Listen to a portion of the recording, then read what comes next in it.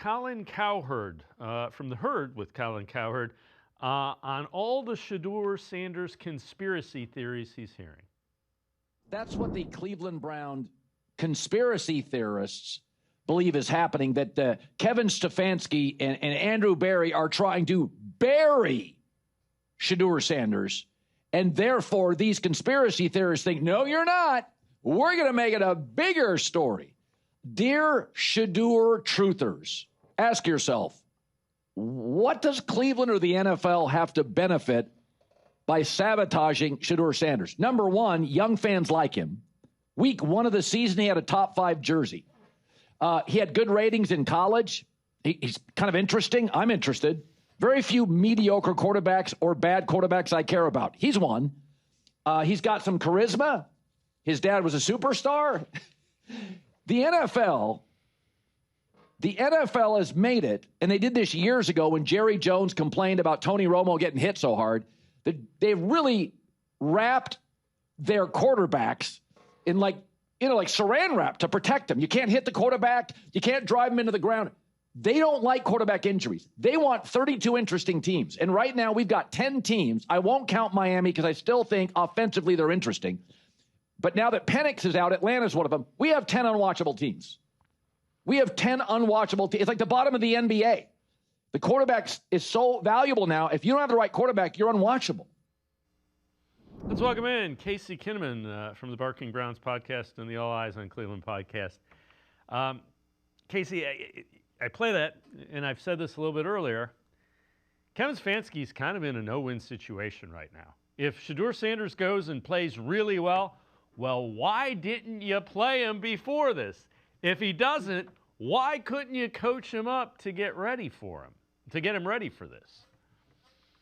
Yeah, it's kind of the lightning rod of having a quarterback like with this kind of attention as a backup quarterback is kind of what you do, right? If he's your backup quarterback, all the noise that surrounds him kind of builds it up and to the point where we're seeing right now. And like I would say this, he said Cleveland Browns conspiracy theorists. The national conspiracy theorists are painting this as all Kevin Stefanski. It's he has a vendetta somehow, and they've got their tinfoil hats on. But it's built up to this, and for him even to take the step just right now, saying that Shedeur Sanders is a bad quarterback he cares about. How do you know that? How do you know he's bad? Because we haven't seen him play yet, and the limited thing. So if you're going to say that one half of football is just who he is, I think that's an unfair picture to paint of a young quarterback who's kind of thrown into the fire. So I don't know. I'm reserving judgment. I want to see a decent sample size here over these last 7 games. And then we walk away and we kind of determine what we have. But the attention is far exceeded whatever we've gotten on the field, obviously. Yeah, I'm really intrigued by it. And I've said this in the Shedeur people that are the crazy Shedeur is great fans are kind of killing me. I want to see him. Here's what I think. I think he has some things that you can't teach. That last drive, the game's on the line, he plays a little bit better. His arm, he kind of throws with some anticipation. You see all of these qualities. And I think the things that he struggles with, he can definitely get better at, but it's not going to be a matter of, it's not like you go in and you tighten this bolt and you change this and yep, you're ready to go. He's got to stop drifting back. He's got to be able to go through his progressions quicker. I expect the Raiders are going to take away the first read and they're going to blitz. And then I want to see what happens. Yeah, and the things that he needs to fix takes time on task. This is where this comes into play. And if you look at his deficiencies, he does hold on the ball too long. I would say he has a slow drop.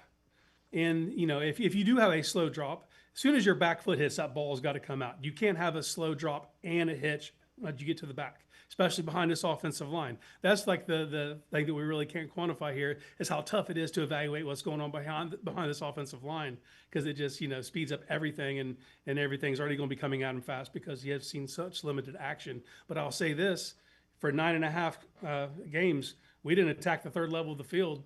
And in the one half he played, we attacked the third level of the field. So at minimum, it's going to be more exciting just because he will give the wide receivers a chance down the field to make plays. And he does want to climb in the pocket. That's important. He kind of wants to move in the pocket. Again, the problem is in the NFL, if you turn your back to the defense, you better be an uber athlete, and he's not that. You know, he's athletic enough, but he isn't good enough to turn his back to the defense and get away with it. And if you're dropping back 15, 16 yards, it's going to be a 15, 16, 25-yard loss.